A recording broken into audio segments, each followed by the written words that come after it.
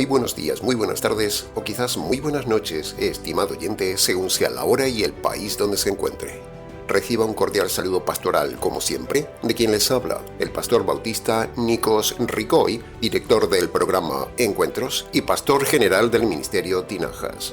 Muy bienvenidos una vez más a todos y muchas gracias por estar ahí fieles al nuevo mensaje de hoy de nuestro programa Encuentros.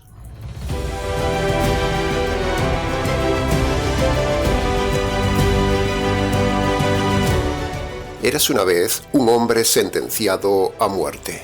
Y en el momento de morir ese hombre, sucedieron una serie de acontecimientos extraordinarios en la naturaleza que claman ser comprendidos espiritualmente por la razón humana.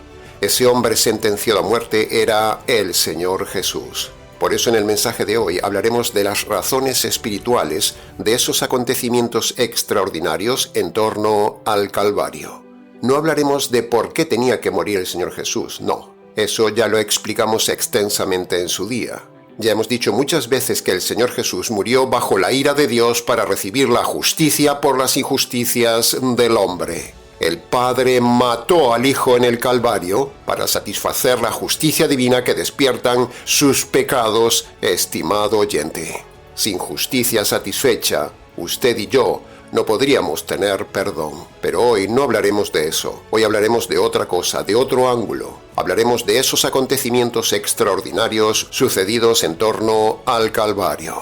Nada sucede sin sentido en este universo, estimado oyente, nada. De eso se trata este programa, de dar respuesta espiritual a la suma de acontecimientos únicos sucedidos en el Calvario, que usted ha leído muchas veces en los Evangelios, pero quizás sin comprenderlos completamente.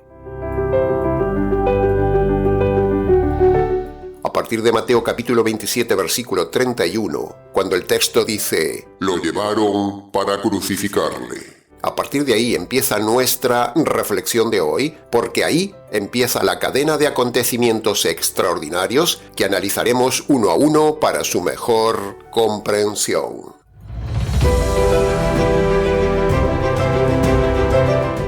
Entremos entonces en el análisis y comentario del primer acontecimiento, la oscuridad sobre toda la tierra. Mateo capítulo 27, versículo 45, dice: desde el mediodía hasta las 3 de la tarde hubo tinieblas sobre toda la tierra. ¿Por qué cree usted, estimado oyente, que el relato dice esta peculiar frase de las tinieblas? ¿Por qué? ¿Qué diría usted del tema?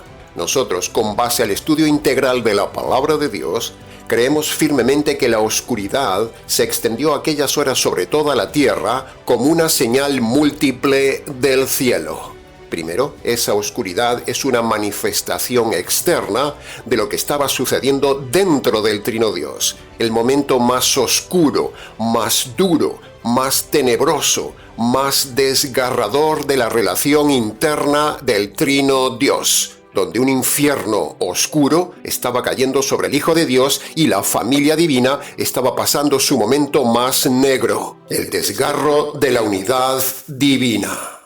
En segundo lugar, esas tinieblas son el preámbulo de la oscuridad eterna que le espera al hombre por sus pecados. Y en tercer lugar, hubo tinieblas sobre toda la tierra, porque desde el cielo se estaba diciendo a toda la humanidad que está en completa oscuridad espiritual, o sea, perdida.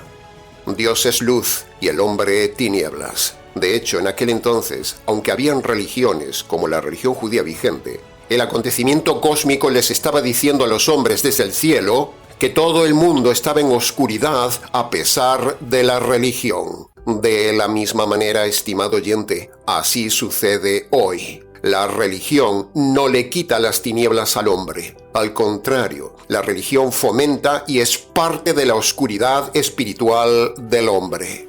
El relato bíblico en Juan capítulo 3, versículo 19 dice: la luz vino al mundo, pero los hombres prefirieron las tinieblas a la luz. Ahí vemos dos cosas. Primero, las tinieblas espirituales del hombre. Y segundo, que esas tinieblas son decididas en su libre albedrío, cosa que los necios calvinistas reformados no ven. Y esa situación de rechazo deliberado de la luz precisamente continuó hasta la muerte del Señor Y esa oscuridad espiritual se prolonga tristemente también hasta el día de hoy. Por eso estamos aquí en este canal para dar luz en medio de la actual oscuridad religiosa del día de hoy. El Ministerio Tinajas es un faro en medio de la oscuridad.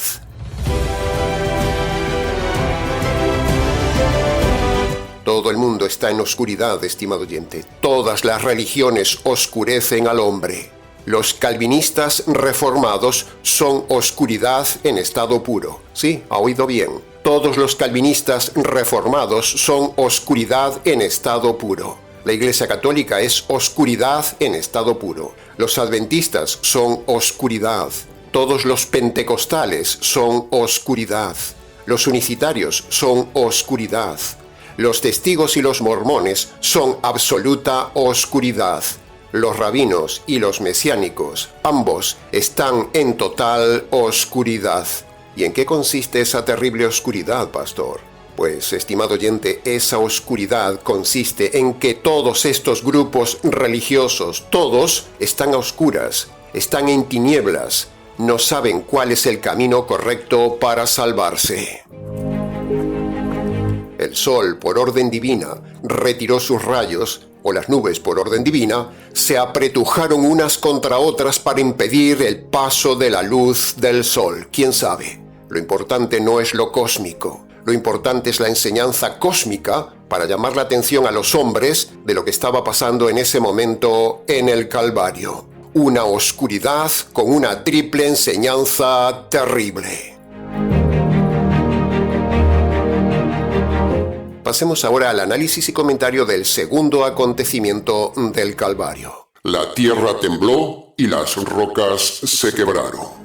Eso lo dice Mateo, capítulo 27, versículos 51 y 54.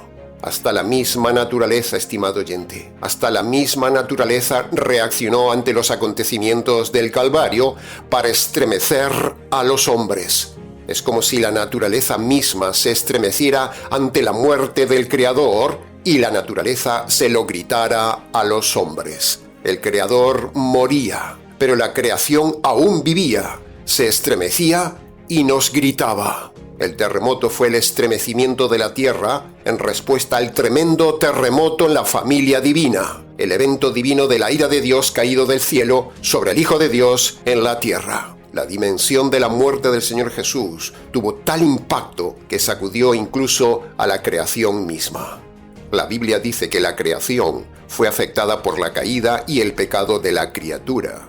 Y ahora nuevamente la creación estaba siendo afectada por la muerte del Creador, el Señor Jesús, el Creador de todas las cosas. Aunque los corazones duros de piedra de los hombres no respondieron en quebranto ante la agonía de muerte injusta del Señor Jesús, increíblemente las rocas sí respondieron a tal acontecimiento.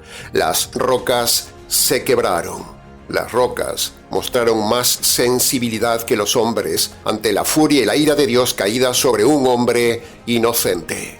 Así es el hombre, más duro que una piedra.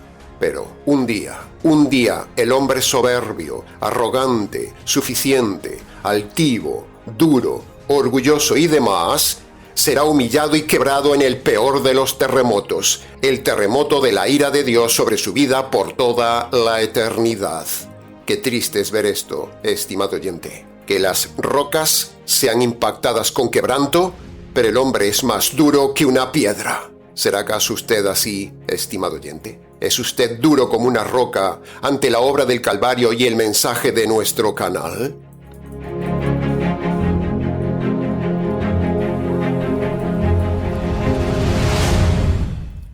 Entremos ahora en el análisis y comentario del tercer acontecimiento. El velo del templo se rasgó. Eso lo vemos en Mateo capítulo 27, versículo 51.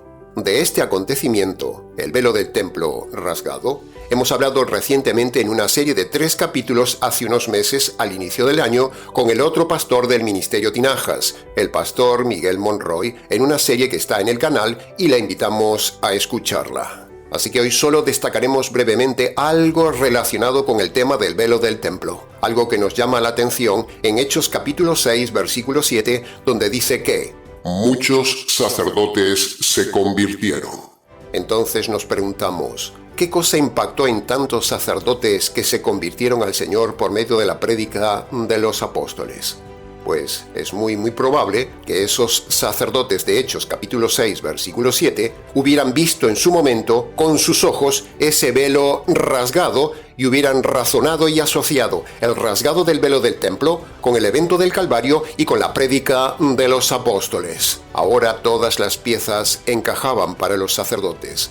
Ellos entendían por qué el velo se había rasgado, porque en el Calvario se había cumplido todo el antiguo pacto. En el Calvario estaba el Mesías, el Cordero de Dios perfecto, y entonces abandonaron la religión para convertirse al Señor el Mesías. De la misma manera, estimado oyente que me escuchas, quizás seas rabino, sacerdote, pastor o falsa pastora. Al escuchar nuestros mensajes, ojalá puedas ver la absurdidad de tu religión y puedas ser valiente como los sacerdotes del templo que dejaron la religión para creer el evangelio de aquellos simples apóstoles sin títulos, pero con poder. El mismo poder que había rajado el grueso velo del templo en el momento mismo de la muerte de Jesús era el poder que estaba actuando en aquellos acontecimientos naturales en torno al Calvario, y era el mismo poder con el que hablaban los apóstoles por medio del evangelio.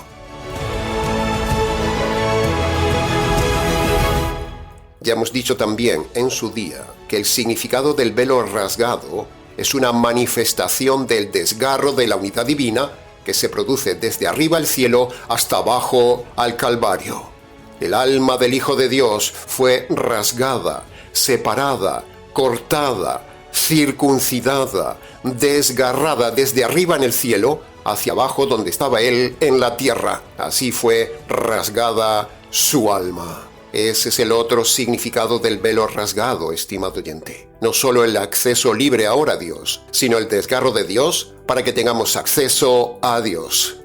En el Calvario, en el alma del Hijo, se clavó la espada de la justicia divina y lo rasgó. Toda esta fuerte conexión entre los acontecimientos de la creación y su creador vivo es un fuerte llamado de atención para todos nosotros a reaccionar y reflexionar. Haga usted lo mismo, estimado oyente. Sea valiente, deje la religión, reaccione, reflexione y únase a nosotros, los verdaderos discípulos, tal como sucedió en aquel tiempo con aquellos sacerdotes que dejaron su religión para unirse a los verdaderos discípulos del Hijo desgarrado.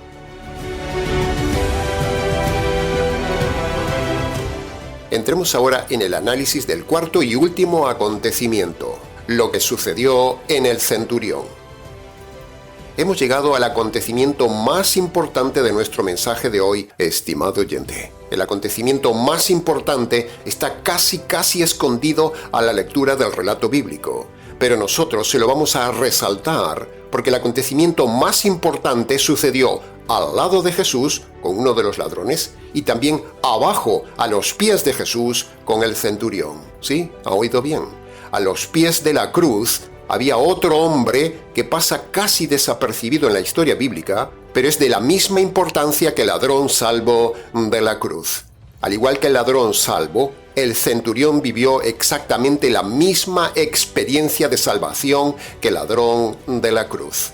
El centurión se dio cuenta de la realidad espiritual de que todos esos acontecimientos extraordinarios que estaban pasando tenían relación con el hombre crucificado en el centro del Calvario. Y eso lo vemos y lo confirmamos con Marcos capítulo 15, versículo 39, cuando vemos que el centurión creyó que Jesús era el Hijo de Dios, desechando así la fe en sus dioses paganos y poniendo a Jesús por encima de sus dioses. Y en segundo lugar, cuando en Lucas capítulo 23, versículo 47, vemos que el centurión reconoce la inocencia de Jesús. E implícitamente estaba reconociendo con eso que le estaba cayendo una justicia que no merecía. Ese hombre estaba experimentando los dos requisitos necesarios para la salvación que tantas veces hemos enseñado en el canal. El centurión estaba ahí como responsable de que todo se hiciera correctamente sin problemas ni complicaciones. Pero esa responsabilidad laboral y el estar centrado en su trabajo, en medio de tanto ruido, en medio de tanta gente, de la agonía de los que iban a morir, en medio de tantos otros soldados, tanto bullicio, y del deber de estar vigilando, todo eso no le impidió reflexionar sobre lo que estaba aconteciendo en ese lugar. El centurión no fue indiferente. Así que ahí mismo se puso a reflexionar sobre lo que veía y entonces fue ahí donde se dio cuenta que aquello no era normal. El centurión había visto morir a muchos y él había ejecutado a cientos de reclusos. Pero en este hombre, el hombre del centro del Calvario, vio inocencia, vio algo asombroso, vio que su muerte estaba asociada a acontecimientos naturales y cósmicos, así que era imposible no reflexionar qué estaba pasando ahí en esos acontecimientos elocuentemente convincentes. El centurión había supervisado montones de ejecuciones en el pasado, pero esta ejecución era diferente. Este hombre ya había visto a Jesús, lo vio en su vida pública, lo vio en el pretorio, lo vio reaccionar, escuchó su sabiduría y ahora llegaba el tiempo de una decisión para él. Era imposible quedarse indiferente ante ese momento del Calvario. Haga usted lo mismo, estimado oyente. No sea indiferente a este mensaje del Calvario.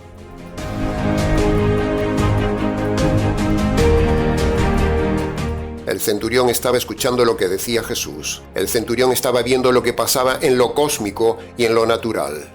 El centurión escuchó las palabras de Jesús hacia el Padre de perdón hacia los que lo crucificaron. Eso tuvo que impactarle.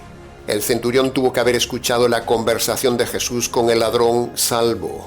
El centurión tuvo que ver la actitud de Jesús. Jesús tuvo que haber impresionado al centurión, estimado oyente. Tuvo que haberlo impactado con sus palabras, porque un justo impacta, un justo impresiona a los demás, aún estando en un calvario. ¿Es así su vida, estimado oyente? ¿Usted impacta a los demás aún en su calvario? Fíjese también la diferencia que hay entre el centurión comparado con el vulgo populacho que ni hizo caso de los acontecimientos naturales ni de las palabras de Jesús. Por eso le preguntamos, ¿en qué grupo está usted, estimado oyente? ¿Está usted en el grupo del vulgo interesado y curioso, que escucha ahí pero no reacciona? ¿O tomará usted ejemplo del centurión y se convertirá por medio de las dos condiciones de salvación como hizo el centurión? ¿Qué hará usted y en qué grupo está usted, estimado oyente?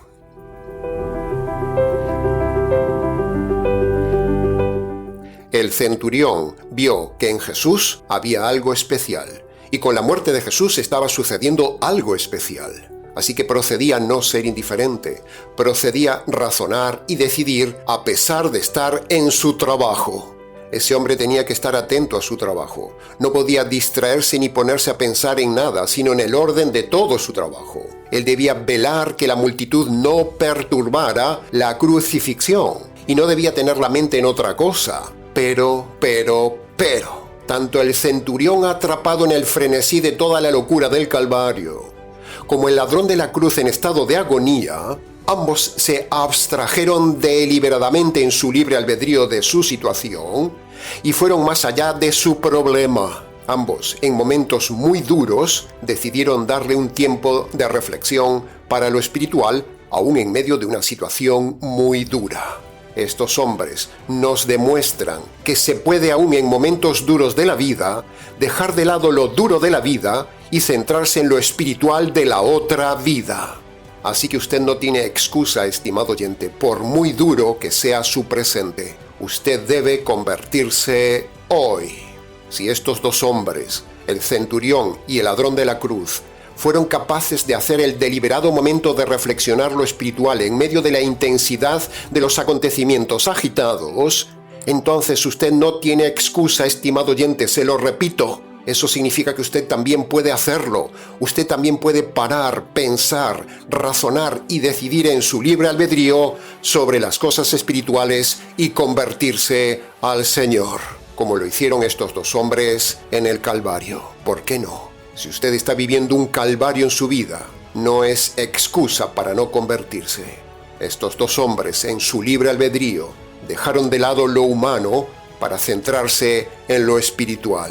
Así que usted también puede hacerlo, estimado oyente. Que usted tenga una vida llena de problemas no es excusa para no parar un momento en medio de su tormenta, en medio de su oscuridad, en medio de su terremoto, aislarse un momento, levantar su mirada al cielo y clamar al cielo como lo hizo el ladrón de la cruz y el centurión del Calvario.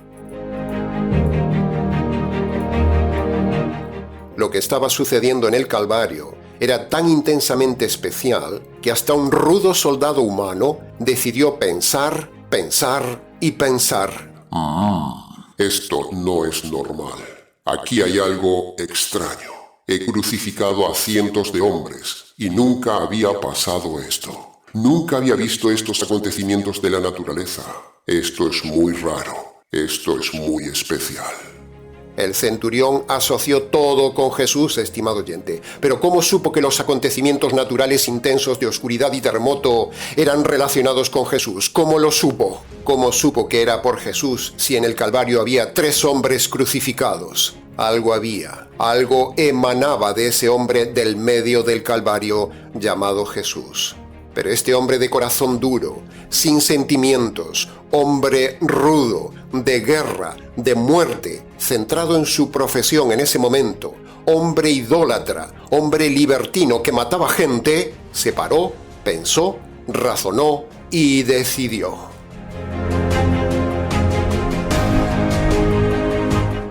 El nacimiento de Jesús coincidió también con un acontecimiento astronómico singular, la estrella de Belén. Y los acontecimientos naturales de aquel entonces en el Calvario, coincidentes también con la muerte de Jesús, eran una llamada de atención para reflexionar los hombres. Pero tan solo 2 hombres, 2 varones, 2 valientes, un soldado y un ladrón, fíjese el contraste, ambos, y tan solo 2 personas de los cientos de personas y 100 soldados que había en el lugar, tan solo 2 hombres decidieron en su libre albedrío salvarse, estimado calvinista. Entonces, la conclusión de todo esto es que, en su libre albedrío, usted también puede salvarse si reflexiona sobre este mensaje, piensa y decide obedecer las 2 condiciones que hizo el centurión. Primero, el centurión reconoció que Jesús es el Hijo de Dios, como dice Marcos capítulo 15, versículo 39. Eso implica, como ya dijimos, dejar a sus dioses, es decir, se arrepintió de su idolatría. Y en segundo lugar, el centurión reconoce que Jesús era justo, al cual estaba cayendo una justicia que no merecía, como ya dijimos en Lucas capítulo 23, versículo 47. Así que si juntamos lo que dice Marcos capítulo 15, versículo 39, con Lucas capítulo 23, versículo 47, vemos una vez más, estimado oyente, la conversión de un hombre gentil por medio de las 2 condiciones de salvación universales, como siempre hemos enseñado. Una vez más, 2 condiciones para la salvación.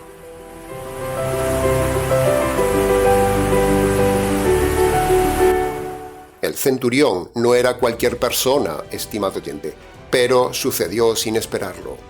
Sucedió sin pensarlo, y cuando menos se lo esperaba, el cielo le impactó. Así que, estimado oyente, quizás usted no esperaba este mensaje. Sin embargo, llegó hoy a su vida. Así que medítelo y reaccione. No deje pasar esta oportunidad para abandonar sus dioses, abandonar su religión, reconocer sus pecados y convertirse hoy por medio de los 2 pasos que debe dar todo hombre, como lo hizo el ladrón de la cruz y el centurión del Calvario. El centurión del Calvario, como el ladrón de la cruz, son 2 bofetadas al calvinismo retorcido que niega el libre albedrío, porque aquí vemos a 2 hombres de diferentes condiciones, en la misma circunstancia, decidiendo en su libre albedrío dejar de lado el dolor, dejar de lado su circunstancia presente, para centrarse en lo espiritual y decidir reconocer las 2 condiciones universales de salvación.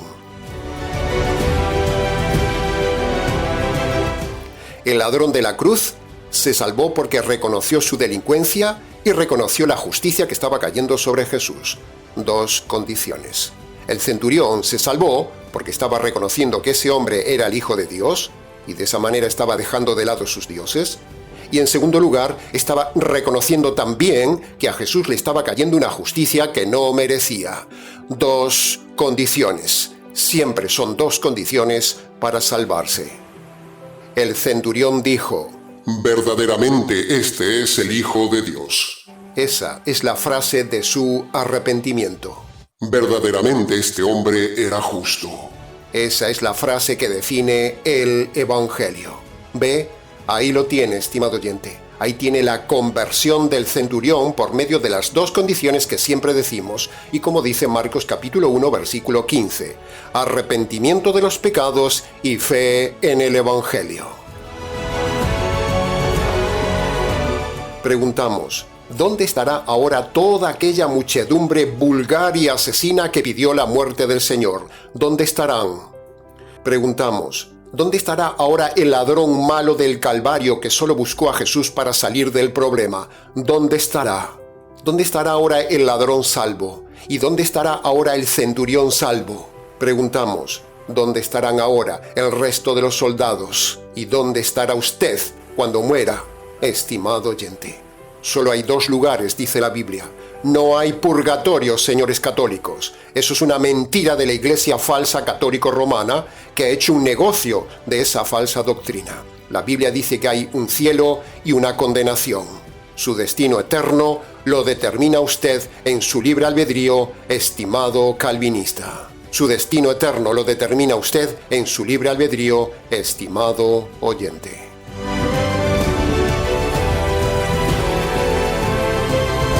El centurión era el líder de 100 personas. Eso nos muestra que tan solo un hombre entre 100 vio y decidió por la verdad. Siempre pasa así. Solo uno en medio de 100 es valiente, ve la verdad y se convierte. En la mayoría del mundo cristiano se vive esta proporción. Quizás hay uno entre 100 que es valiente. Alguien ve la verdad y se convierte. La verdad y la salvación es de pocos, dice la Biblia, porque pocos razonan, pocos son valientes y pocos usan el libre albedrío para salvarse. En este caso, uno entre 100. ¿Será su caso también, estimado oyente? Uno entre cientos que escuchan nuestro programa. En resumen, de esta manera vemos una vez más en el Nuevo Testamento la salvación por medio de las dos condiciones eternamente bíblicas. Siempre están las dos condiciones en toda salvación bíblica. Si usted no ha obedecido a las dos condiciones de salvación, usted no es salvo. Usted es un perdido. Quizás sea religioso, pero un perdido. La salvación es por medio de los dos requisitos que dice Marcos capítulo 1, versículo 15.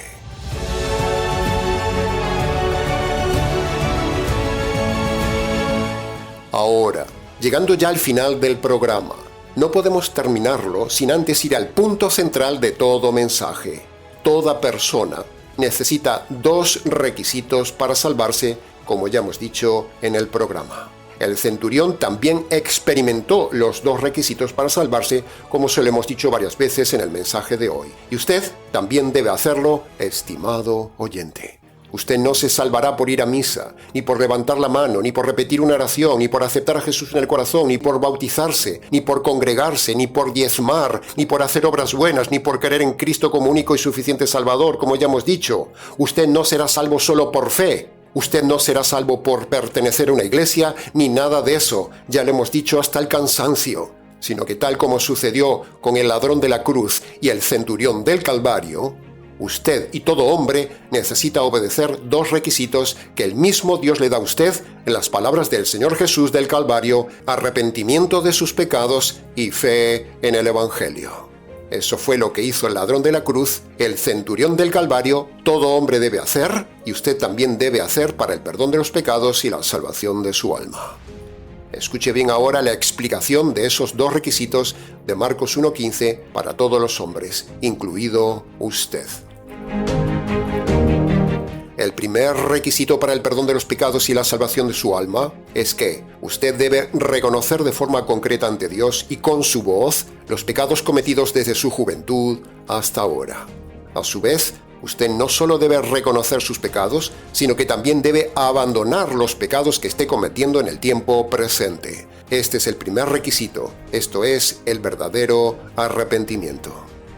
El segundo requisito para el perdón de los pecados y la salvación de su alma es creer el Evangelio. Creer el Evangelio tiene 3 partes. En primer lugar, usted debe reconocer ante Dios que merece recibir la justicia y la ira de Dios por causa de sus injusticias cometidas en su vida. En segundo lugar, usted debe reconocer que la justicia divina que usted merecía por sus injusticias la recibió el Señor Jesús en la cruz en el día del Calvario. Jesús murió para recibir la ira de Dios que aplaca la justicia de Dios. Sin justicia satisfecha, usted no podría recibir nunca perdón de sus pecados ni acercarse nunca a Dios, pero esa justicia cayó en el Calvario. Por lo tanto, ahora y en tercer lugar, usted debe entonces apropiarse por la fe de esa justicia caída sobre el Señor Jesús en la cruz del Calvario, como puede ver en pantalla. Así que, dicho esto, le invitamos, estimado oyente, a que vaya a su habitación y allí, en sus rodillas, en sus palabras y descalzo ante Dios en señal de reverencia, obedezca lo que hizo el centurión del Calvario y lo que dice Marcos capítulo 1, versículo 15. Hágalo de forma ordenada, como se lo hemos enseñado, pero hágalo. Entonces usted tendrá paz, perdón de sus pecados y salvación de su alma. Luego, si quiere, venga y cuéntenoslo. Este es el verdadero y único método de salvación para todo hombre. No hay otro método que el método de los 2 requisitos de Marcos 1:15, dichos por el mismo Señor del Calvario. Si usted no obedece estos 2 requisitos, usted experimentará la ira de Dios, las tinieblas eternas, el castigo eterno y el temblor y terror eterno. Así que aproveche esta oportunidad, estimado oyente.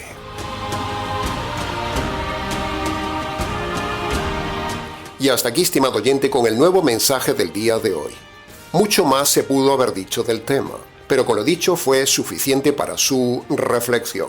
Para preguntas, comentarios, consultas, enseñanza, conferencias, clases bíblicas o consejería pastoral, escríbanos al correo ministerioTinajas@gmx.es. Y para hacer su apoyo y donación al ministerio, por favor, hágalo por PayPal o escríbanos al correo que le hemos dado. Nada más. Les ha compartido la verdad, solo la verdad y nada más que la verdad intensa del tema, quien les habla, el pastor bautista Nikos Ricoy, desde aquí, en Valencia, España, para todos los oyentes hispanoamericanos en cualquier parte del planeta. Será entonces con el gusto de siempre, hasta nuestro próximo mensaje, aquí, en nuestro habitual programa Encuentros.